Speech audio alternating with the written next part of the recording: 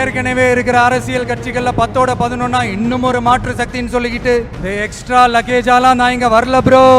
Rajini sir வந்து என்ன பண்ணிட்டு போறாரு அப்படின்னு ஒண்ணு இருந்தது. கமல் சார் வரும்போது அப்படி, இப்போ மிஸ்டர் விஜய் வரும்போது அது மாதிரியான ஒரு விமர்சனங்கள் இருந்தா கூட இதெல்லாம் தவிர்க்கவே முடியாது அரசியல். அப்புறம் அவர் திமுகவை எதிர்க்கிறதா சரியான விஷயம். ஆளுங்கட்சி எதிர்த்தாதான் அவங்க ஒரு ஹீரோவாவே மாற முடியும். எம்ஜிஆரும் அதை தான் பண்ணியிருப்பாரு. யார் வந்தாலும் அதை தான் பண்ணுவாங்க. அவருடைய எழுச்சி வந்து ரொம்ப பிரமாதமா இருக்கு. ஆனா நான் என்னைக்காவது ஒரு நாளைக்கு கட்சி ஆரம்பிச்சேன்.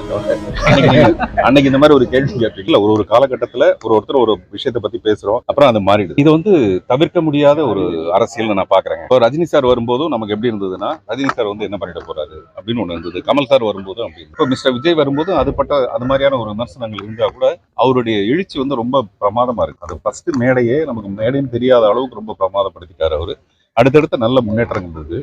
அங்கே நம்ம என்ன பார்ப்போம்னா, இதெல்லாம் தவிர்க்கவே முடியாது அரசியல். அப்புறம் அவர் திமுகவை எதிர்க்கிறதா சரியான விஷயம். அரசியல்னா இன்னைக்கு யார் ஆட்சியில் இருக்காங்களோ எம்ஜிஆரும் அதை தான் பண்ணியிருப்பாரு. யார் வந்தாலும் அதை தான் பண்ணுவாங்க. அதனால அவருக்கு வந்து தனிப்பட்ட முறையில திமுக மேல வெறுப்புன்றதை மீறி ஆளுங்கட்சி எதிர்த்தாதான் அவங்க ஒரு ஹீரோவாவே மாற முடியும். அதுக்கு மாற்றம் தானே அவங்க வரணும். அதனால அது சரியா தான் இருக்குன்னு நான் நினைக்கிறேன். இல்லைங்க, எனக்கு அரசியல்ல பயங்கர ஈடுபாடு இருக்கு. அந்த அரசியல் வந்து ஒரு தனிப்பட்ட அரசியலா தான் இருக்கணும். யாரையும் சார்ந்து இருக்க மாட்டேன். அதனால நான் என்னைக்காவது ஒரு நாளைக்கு கட்சி ஆரம்பிப்பேன் தவிர, அன்னைக்கு இந்த மாதிரி ஒரு கேள்வி கேட்பீங்களே தவிர யாரையும் சார்ந்து இருக்காது என்னுடைய அரசு. அதான் சொல்றேங்க, அது எல்லாமே எனக்கு தெரியல. ஒரு காலகட்டத்துல ஒருத்தர் ஒரு விஷயத்தை பத்தி பேசுறோம், அப்புறம் அது மாறிடுது.